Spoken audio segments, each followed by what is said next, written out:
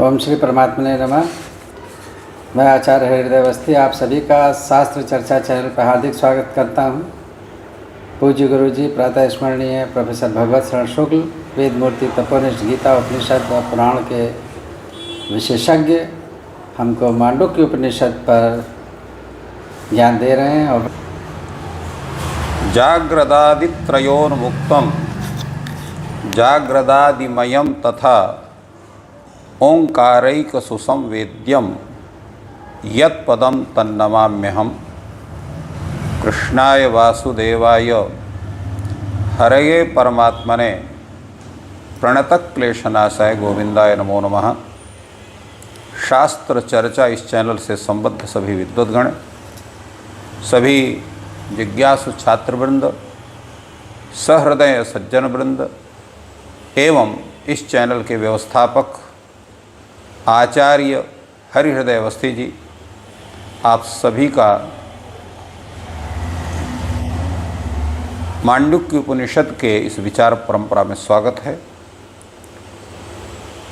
प्रथम प्रकरण, जिसको हम लोग आगम प्रकरण के रूप से जानते हैं, जिसमें चतुष्पाद ब्रह्म के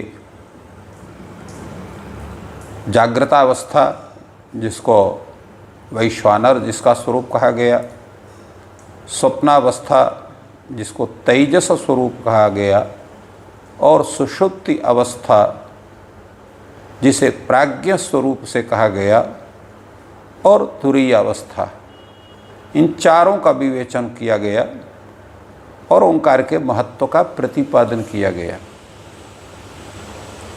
इस वैतथ्य प्रकरण में जो मुख्य रूप से विचार है वह यह है कि जैसे हम स्वप्न में जो भी देखते हैं, जागृतावस्था में वह सब चीज रहता नहीं। तो इसलिए हम कहते हैं कि स्वप्नावस्था में देखा गया जो भी वस्तु है वह असत्य है, वो सत्य नहीं है। ठीक इसी तरह से अज्ञान अंधकार के में हम लोग सोते हुए उस पर ब्रह्म में ही संसार बुद्धि करते हैं, और जब उस ब्रह्म का हमको ज्ञान होता है तो हम जानते हैं कि ब्रह्मातिरिक्त जितनी है वो सब मिथ्या है। तो वैतथ्य का अर्थ ही होता है मिथ्यात्व। मिथ्यात्व ही वैतथ्य है। वो कैसे होता है? तो उसमें श्रुति कहती है ज्ञाते द्वैतम न विद्यते। तो ज्ञाते अर्थात ब्रह्मणि ज्ञाते। जब ब्रह्म का ज्ञान होता है तो द्वैत बुद्धि समाप्त हो जाती है। द्वैत नहीं होता, केवल उस परमात्मा के अतिरिक्त, उस पर ब्रह्म के अतिरिक्त बाकी कोई भी वस्तु नहीं रहती। इसलिए कहा गया एकमेव अद्वितीयम। तो वह जो ब्रह्म है एक ही है।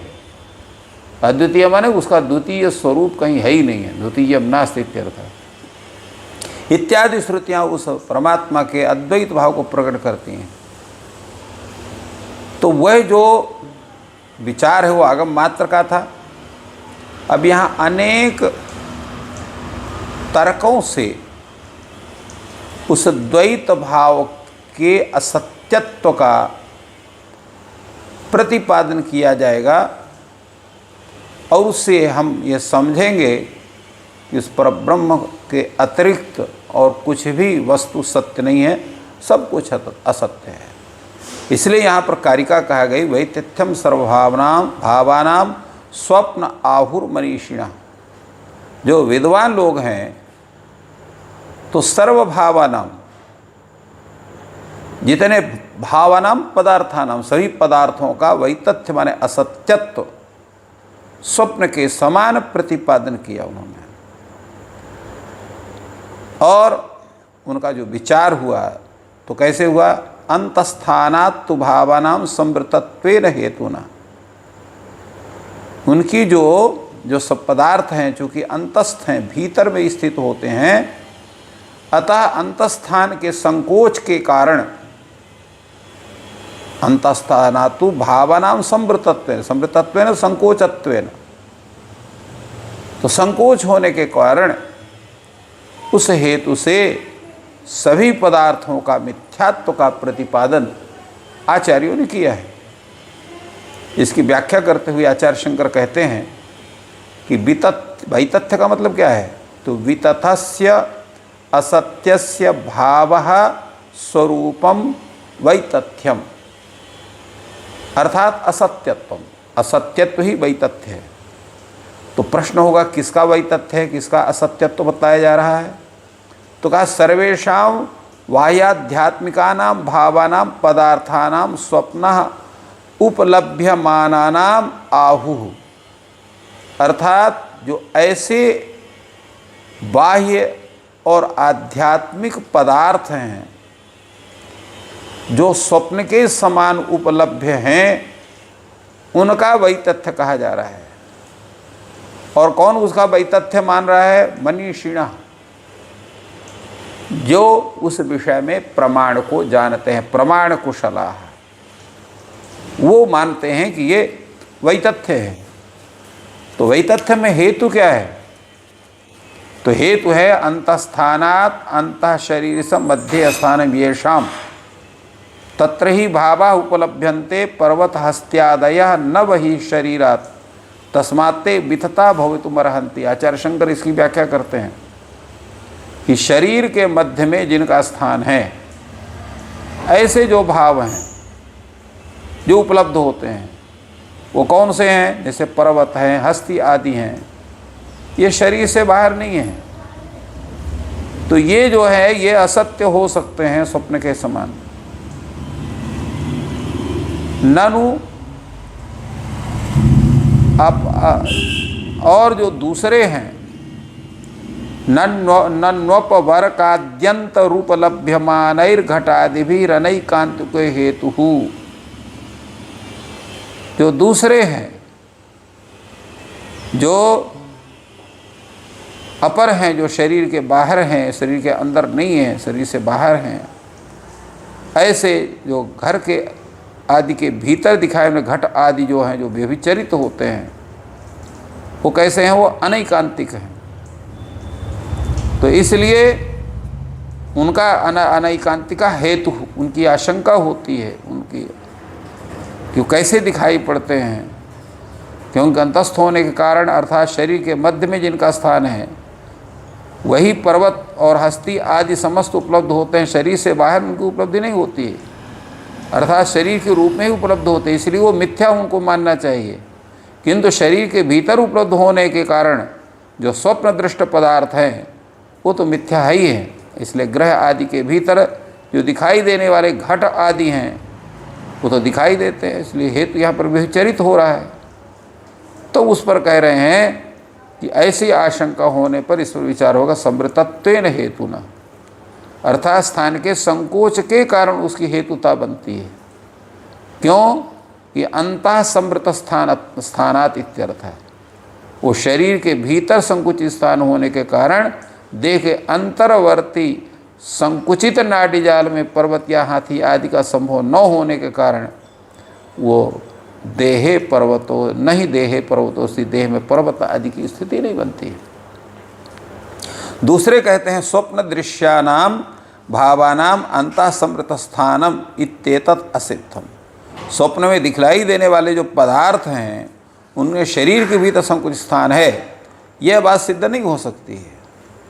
क्योंकि प्राच्येषु सुप्त उदक्षु स्वप्नान्यपश्यन् दृश्यते इत्यादि, क्योंकि हम देखते हैं स्वप्न में हमको सब कुछ दिखाई पड़ता है। हम पूर्व दिशा में सोया हुआ पुरुष उत्तर दिशा में स्वप्न देखता सा दिखाई पड़ता है।